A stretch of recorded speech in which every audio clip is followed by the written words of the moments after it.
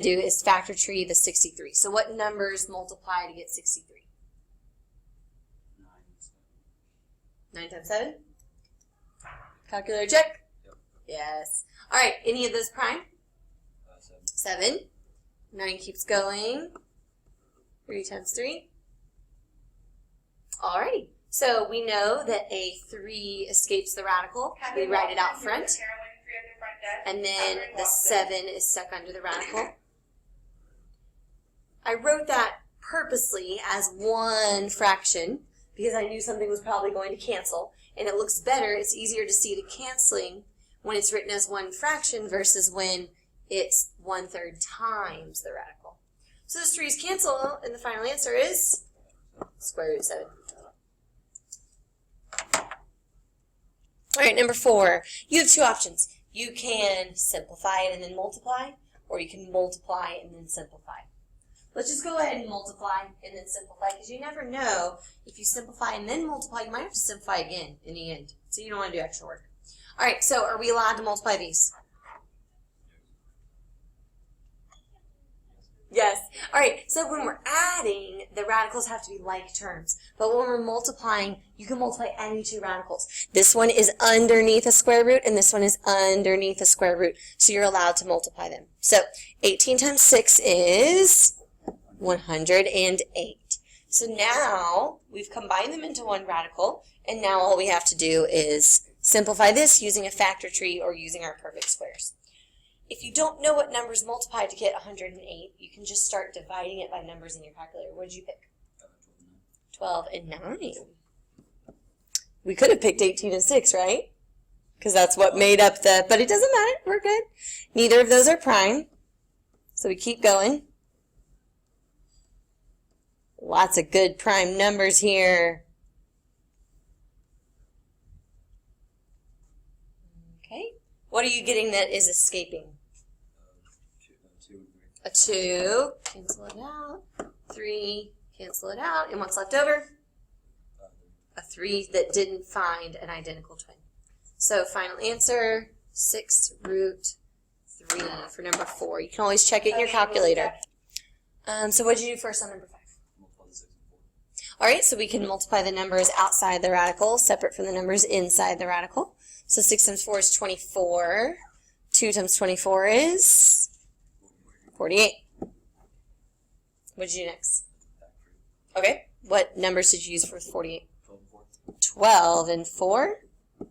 2 and 2. 4 and 3. 2 and 2. Okay, so what escapes?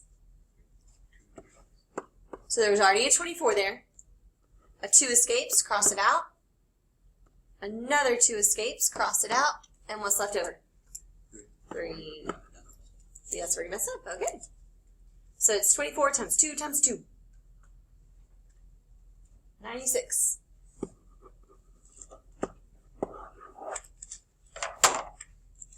All right, so remember we have that checklist for making sure that our answers are completely simplified. We cannot have any perfect squares in the radicand. Well, we don't have any perfect squares in 7, so we're good on that one. We can't have any fractions underneath the radical. We don't have any fractions underneath the radical. And the last one, can't have a radical in the denominator. So that's the one we're disobeying. So we have to rationalize the denominator. And the way you do that is you multiply the top and the bottom by whatever radical is in the bottom. So you multiply by a number 1, but a really specific number 1. So we're multiplying by square root 7 over square root 7. So go across the top. 3 times square root 7 is 3 root 7. And then across the bottom, square root 7 times square root 7 is just 7. And that is actually, even though it looks messier, it's actually the most simplified version. Now, upon first glance of this problem, you might be like, ooh, there's a radical in the denominator. I need to rationalize the denominator. But you do have to also realize that we are allowed to divide radicands. And 18 happens to be divisible by 3. It's divisible by 3. So we're totally allowed to write this like this. Like that. We're allowed to divide them. What is 18 divided by 3? 6. So this is really 2 root 6. I didn't factor tree anything. I didn't rationalize the denominator. I just noticed that 18 was divisible by 3 and took advantage of that. 18 divided by 3, because 18 is in the radical jail and 3 is in the radical jail, so you're allowed to divide them. Now, if our problem had been 2 root 16 over root 3, we couldn't have done it the same way. We would have had to go about it that way. We didn't have to, because the numerator was divisible by the denominator. Okay, number 10, you always start by checking to see if your radicands are divisible. Like, can I divide 24 by 2? Yes. So, just go ahead and do it. Divide square root of 24 by square root of 2, and you get square root of 12. Now, just don't forget about that 6 that was still in the denominator. We didn't do anything with that 6. That 2 is now gone because it got absorbed into the 24, kind of. So, now we want to reduce the 12 by factor treeing or finding the perfect squares, however you want to think about it. 4 times 3, 2 times 2. So, our numerator, the 2 escapes, 3 is left over. The denominator is still 6, and we have one more step. 2 over 6 reduces to 1/3. 1/3. So the answer is square root 3 over 3. You don't need to write the 1 because it's built in, it's understood. Okay, number 9.